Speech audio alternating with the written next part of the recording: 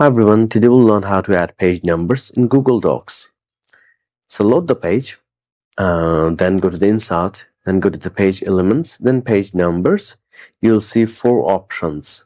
So this is for the top right and this is for the bottom right.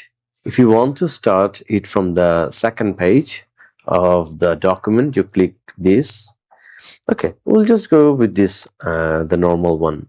So the top right. If you want to center it, you just select it and then go here and then click center.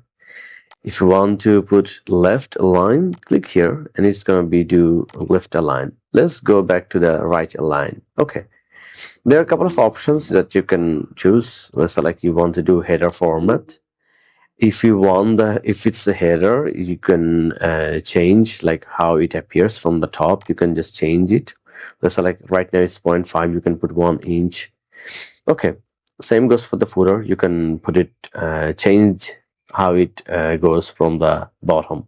Okay, if you want to move instead of header, you can just choose footer and it will show here.